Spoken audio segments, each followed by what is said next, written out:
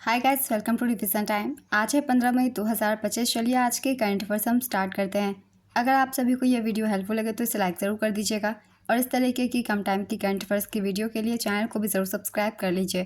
तो चलिए स्टार्ट करते हैं आज के सारे करंट अफेयर्स के क्वेश्चन, मगर उससे पहले जान लेते हैं 14 मई को पूछे गए क्वेश्चन का सही आंसर क्या है। किस देश ने यात्रा सुरक्षा बढ़ाने के लिए चिप आधारित ई पासपोर्ट लॉन्च किया है?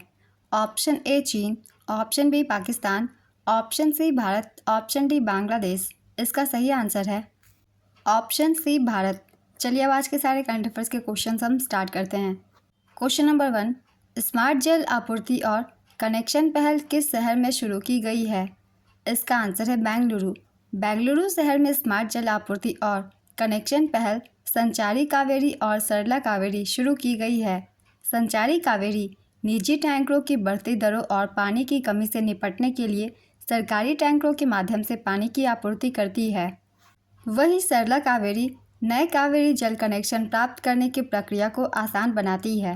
नेक्स्ट क्वेश्चन, भारत बौद्ध केंद्र का उद्घाटन कहाँ किया गया है?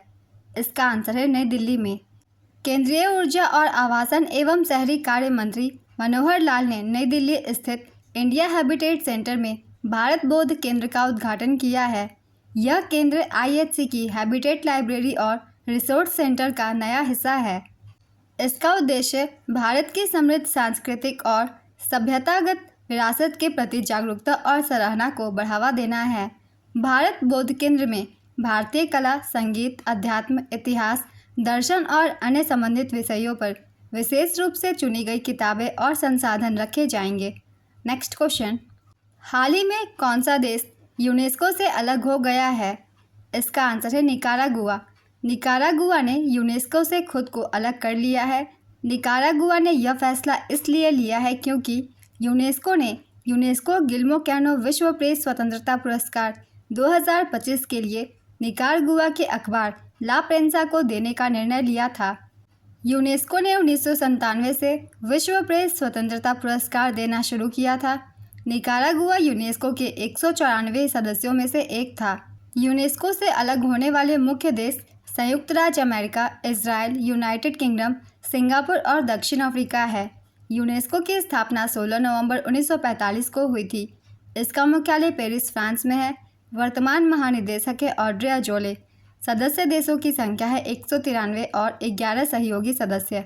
नेक्स्ट क्वेश्चन, भारत में कहाँ पर ब्रह्मोस मिसाइल उत्पादन इकाई का उद्घाटन किया जाएगा? इसका आंसर है लखनऊ, उत्तर प्रदेश। भारत में उत्तर प्रदेश की राजधानी लखनऊ में ब्रह्मोस मिसाइल उत्पादन इकाई का उद्घाटन किया जाएगा। ब्रह्मोस एरोस्पेस द्वारा 300 करोड़ रुपए के निवेश से स्थापित यह सुविधा दुनिया की सबसे शक्तिशाली सुपरसोनिक क्रूज मिसाइल का उत्पादन करेगी। राज्य सरकार ने दिसंबर 2021 में इसे निःशुल्क भूमि आवंटित की थी। यह राज्य की पहली हाईटेक रक्षा निर्माण इकाई होगी। यह परियोजना लखनऊ को गोला बारूद, मिसाइल प्रणाली, ड्रोन आदि के उत्पादन के लिए एक केंद्र के रूप में स्थापित कर स्थानीय आर्थिक विकास में योगदान देगी। ब्रह्मोस रूस और भारत का संयुक्त उपक्रम है। इसका पहला परीक्षण 2001 में किया गया था। नेक्स्ट क्वेश्चन, हाल ही में कहां पर 10वें अंतर्राष्ट्रीय व्यापार मेले का शुभारंभ हुआ? इसका आंसर है काठमांडू, नेपाल। 10वें अंतर्राष्ट्रीय व्यापार मेले का उद्घाटन नेपाल के काठमांडू में किया गया। इसकी अवधि 18 से 12 मई 2025 तक रही। 5 दिवसीय कार्यक्रम में नेपाल, चीन, यूक्रेन, बांग्लादेश और तुर्की की भागीदारी वाले 120 मंडप शामिल है। मेले का उद्देश्य वैश्विक व्यापार से व्यापार संबंधों को सुविधाजनक बनाना और मेड इन नेपाल उत्पादों को प्रदर्शित करना है। नेपाल की राजधानी है काठमांडू।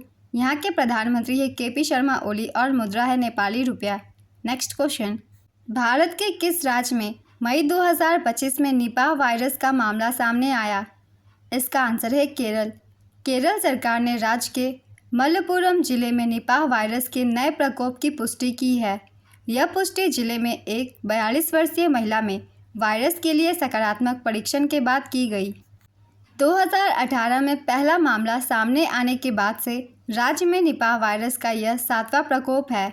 निपाह वायरस एक जूनोटिक बीमारी है जो जानवरों से इंसानों में फैलती है। इसकी मृत्यु दर बहुत अधिक है। नेक्स्ट क्वेश्चन, हाल ही में विश्व प्रवासी पक्षी दिवस 2025 कब मनाया गया? इसका आंसर है 10 मई को। ये दिवस प्रत्येक वर्ष 2 बार मनाया जाता है, मई और अक्टूबर महीने के दूसरे शनिवार को। इस बार मई महीने का दूसरा शनिवार 10 मई को पड़ा है। विश्व प्रवासी पक्षी दिवस का उद्देश्य प्रवासी पक्षियों और उनके आवासों के संरक्षण के बारे में जागरूकता बढ़ाना है। इस वर्ष की थीम रही shared spaces creating bird friendly cities and communities, साझा स्थान पक्षियों के अनुकूल शहर और समुदाय बनाना। नेक्स्ट क्वेश्चन, भारत ने किस देश को वित्तीय सहायता देने पर IMF बोर्ड की बैठक में मतदान से बाहर रहने का चयन किया? इसका आंसर है पाकिस्तान। भारत ने पाकिस्तान को वित्तीय सहायता पर हाल ही में IMF बोर्ड की बैठक में मतदान से बाहर रहने का विकल्प चुना। इसने पाकिस्तान द्वारा IMF फंड के संभावित दुरुपयोग के बारे में गंभीर चिंता व्यक्त की। भारत ने विशेष रूप से उन निधियों की सीमा पार आतंकवाद का समर्थन करने के जोखिम की ओर इशारा किया। IMF पाकिस्तान के लिए 2 सहायता कार्यक्रमों का मूल्यांकन कर रहा था। पहला $1 बिलियन विस्तारित निधि सुविधा और दूसरा $1.4 बिलियन लचीलापन और स्थिरता सुविधा। IMF का पूरा नाम है इंटरनेशनल मॉनिटरी फंड। इसकी स्थापना 1944 में हुई थी। इसके सदस्य देश है 189 और इसका मुख्यालय वाशिंगटन DC संयुक्त राज्य अमेरिका में स्थित है। वर्तमान प्रबंध निदेशक हैं क्रिस्टेलिना जॉर्जीवा। नेक्स्ट क्वेश्चन, रूस के मॉस्को में आयोजित 80वें विजय दिवस समारोह में भारत का प्रतिनिधित्व किसने किया? इसका आंसर है संजय सेठ ने। रक्षा राज्य मंत्री संजय सेठ ने 9 मई 2025 को मॉस्को रूस में आयोजित 80वें विजय दिवस समारोह में भारत का प्रतिनिधित्व किया है। मॉस्को की अपनी यात्रा के दौरान संजय सेठ ने रूसी राष्ट्रपति व्लादिमीर पुतिन से मुलाकात की है। मुख्य अतिथि हैं चीनी राष्ट्रपति शी जिनपिंग। द्वितीय विश्व युद्ध के दौरान नाजी जर्मनी पर सोवियत संघ की जीत का जश्न मनाने के लिए हर साल 9 मई को मॉस्को के रेड स्क्वायर में विजय दिवस समारोह मनाया जाता है। नेक्स्ट क्वेश्चन, हाल ही में किस देश ने गोल्डन वीज़ा लॉन्च किया है? इसका आंसर है वियतनाम। वियतनाम ने भारतीय निवेशकों, पर्यटकों और डिजिटल कामगारों को आकर्षित करने के लिए 10 वर्षीय गोल्डन वीज़ा की घोषणा की है। गोल्डन वीज़ा के द्वारा विदेशी निवेशकों और कुशल पेशेवरों के लिए दीर्घकालिक निवास की सुविधा प्रदान की जाएगी। गोल्डन वीज़ा एक विशेष प्रकार का वीज़ा है जो कुछ देशों में विदेशी नागरिकों के निवेश या किसी अन्य विशिष्ट मानदंड के आधार पर स्थायी निवास या नागरिकता प्राप्त करने की अनुमति देता है। वियतनाम की राजधानी है हनोई। यहाँ के राष्ट्रपति का नाम है लुओंग कुओंग और प्रधानमंत्री है फाम मिन चिन। नेक्स्ट क्वेश्चन, हाल ही में उत्तर प्रदेश राज्य सरकार ने किसके साथ मिलकर यूपी एग्रिस और AI प्रज्ञा पहल शुरू किया? इसका आंसर है विश्व बैंक के साथ। उत्तर प्रदेश ने विश्व बैंक के साथ मिलकर यूपी एग्रिस और AI प्रज्ञा पहल शुरू किया। इन विश्व बैंक समर्थित योजनाओं का उद्देश्य राज्य में कृषि क्षेत्र में क्रांति लाना और युवाओं को डिजिटल कौशल में प्रशिक्षित करना है। साथ ही कृषि उत्पादकता बढ़ाना और 10 लाख युवाओं को आर्टिफिशियल इंटेलिजेंस में प्रशिक्षित करना है। ये परियोजनाएं यूपी के $1 ट्रिलियन अर्थव्यवस्था लक्ष्य को आगे बढ़ाता है। विश्व बैंक की स्थापना 1944 में हुई थी। इसका मुख्यालय वाशिंगटन DC में है और वर्तमान अध्यक्ष है अजय बंगा। नेक्स्ट क्वेश्चन, हाल ही में किस राज्य सरकार ने नार्को आतंकवाद से निपटने के लिए ड्रोन रोधी प्रणाली को मंजूरी दिया? इसका आंसर है पंजाब। नार्को आतंकवाद से निपटने के लिए पंजाब सरकार ने ड्रोन रोधी प्रणाली को मंजूरी दी।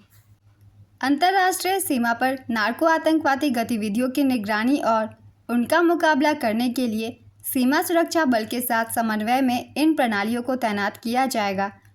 मंत्रिमंडल ने यह भी घोषणा की है कि आतंकवाद पीड़ितों और युद्ध में घायल नागरिकों को अब किसी भी अस्पताल में मुफ्त इलाज के लिए राज्य के फरिश्ते योजना के तहत कवर किया जाएगा। पठानकोट से अबोहर तक पाकिस्तान के साथ सीमा के 532 किलोमीटर लंबे हिस्से को ड्रोन प्रणाली की तैनाती के लिए चिन्हित किया गया है। अवैध संचार को रोकने के लिए पंजाब भर की 13 जेलों में अत्याधुनिक सिग्नल जैमर लगाने की भी योजना है।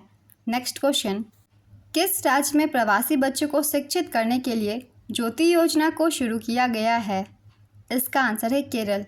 केरल सरकार ने ज्योति योजना शुरू की है जो प्रवासी बच्चों को राज्य की शिक्षा प्रणाली और आंगनवाड़ियों में शामिल करने के उद्देश्य से एक व्यापक अभियान है। इस पहल का मुख्य फोकस शिक्षा में समावेशन, स्वास्थ्य और कल्याण पर है।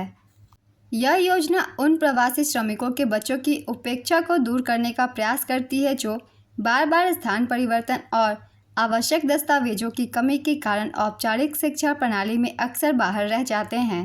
नेक्स्ट क्वेश्चन, किस शहर में अवैध बांग्लादेशियों को पकड़ने के लिए ऑपरेशन फेस वॉश चलाया जा रहा है? इसका आंसर है नई दिल्ली। दिल्ली पुलिस ने घुसपैठियों के खिलाफ जांच अभियान के बाद 3 कथित अवैध बांग्लादेशी प्रवासियों को पकड़ा है। जिले में वर्तमान ऑपरेशन फेस वॉश नामक एक विशेष अभियान चलाया जा रहा है, जिसका उद्देश्य अवैध बांग्लादेशी प्रवासियों की पहचान कर उनके खिलाफ कार्रवाई करना है। मई 2025 में खुफिया जानकारी मिली थी कि अवैध बांग्लादेशी नागरिक ट्रांसजेंडर के रूप में छिपकर ट्रैफिक सिग्नलों पर भीख मांगने और अन्य गतिविधियों में शामिल है ताकि शक से बचा जा सके। आज के सारे करंट अफेयर्स के क्वेश्चंस कंप्लीट होते हैं। चलिए अब आज का क्वेश्चन देखते हैं क्या है। 80वां विजय दिवस कहाँ आयोजित किया गया? Option A Hanoi, option B Kerala, option C Kathmandu, option D Moscow. अपना आंसर गेस कीजिए या फिर कमेंट बॉक्स में दीजिए। अगर आप सभी को ये वीडियो हेल्पफुल लग रही हो तो इसे लाइक ज़रूर कर दीजिएगा और इस तरह की कम टाइम की करंट अफेयर्स की वीडियो के लिए चैनल को भी ज़रूर सब्सक्राइब कर लीजिए। फिर मिलते हैं अगली वीडियो के साथ। आप सभी को थैंक यू।